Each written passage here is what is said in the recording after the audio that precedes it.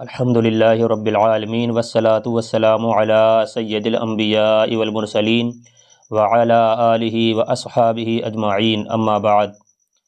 میرے عزیز بھائیوں، آج ہم ایک ایسے دور سے گزر رہے ہیں جہاں مسلمان کی پہچان، مسلمان کا کردار، مسلمان کی غیرت اور ایمان سب امتحان میں ہیں۔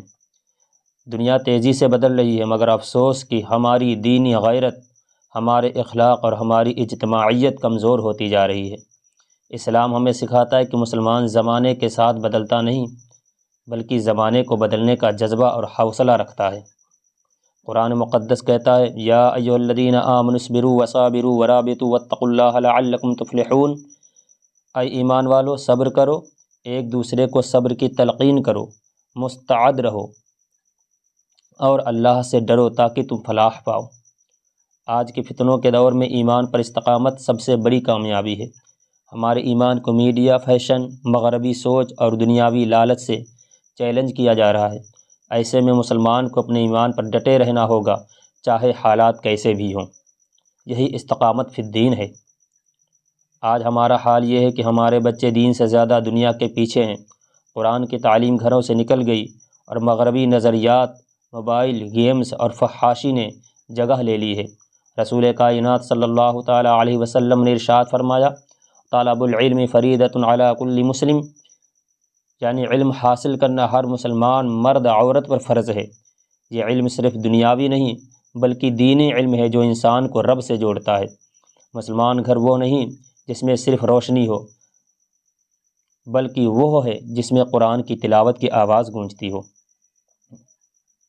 قرآن کہتا ہے وَاعْتَصِمُوا بِحَبْلِ اللَّهِ جَمِيعًا وَلَا تَفَرَّقُوا، اور سب مل کر اللہ کی رسی مضبوطی سے تھام لو اور تفرقہ مت ڈالو۔ آج مسلمان آپس میں بٹے ہوئے ہیں، کوئی ذات برادری کے نام پہ، کوئی چھوٹے بڑے نام کے نام پہ، کوئی امیری اور غریبی کے نام پہ۔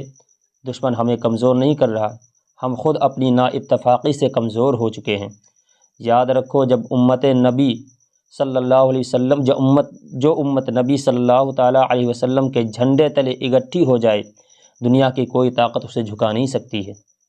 آج ہماری نئی نسل اسلامی تہذیب سے شرماتی ہے، مگر مغربی فیشن پر فخر کرتی ہے۔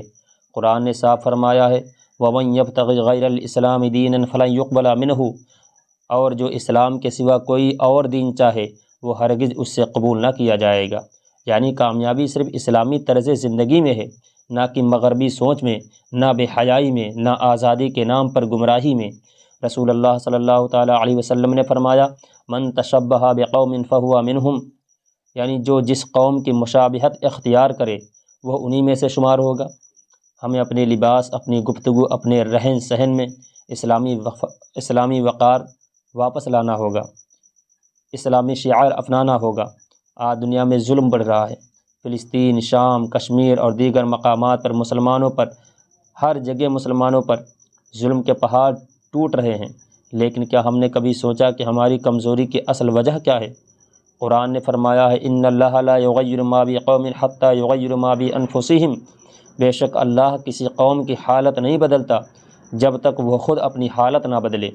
ہماری حالت اس وقت بدلے گی جب ہم دین پر عمل، اتحاد، صدق، امانت اور قربانی کو اپنی زندگی میں واپس لائیں گے۔ مسلمانوں، اپنے گھر کو اسلامی ماحول بناؤ، اپنے بچوں کو قرآن و سنت اور نبی صلی اللہ تعالیٰ علیہ وسلم کی سیرت سکھاؤ۔ سوشل میڈیا پر اسلام کی نمائندگی سچائی اور ادب کے ساتھ کرو۔ اپنی زندگی میں نماز، سچائی، حلال کمائی اور عفو و درگزر کو بنیاد بناؤ۔ دین کے کام میں حصہ لو، چاہے تعلیم ہو، دعوت ہو یا خدمت کے ذریعے ہوں۔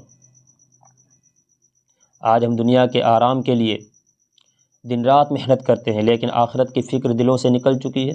رسول اللہ صلی اللہ تعالیٰ علیہ وسلم نے ارشاد فرمایا عقل مند وہ ہے جو اپنے نفس کا محاسبہ کرے اور موت کے بعد کے لیے عمل کرے۔ مسلمان کا اصل ہدف جنت کی کامیابی ہے، نہ کہ دنیاوی عیش و آرام ہے۔ اے ایمان والو، اسلام صرف مسجد تک محدود نہیں ہے، بلکہ اسلام زندگی کے ہر گوشے کا نظام ہے۔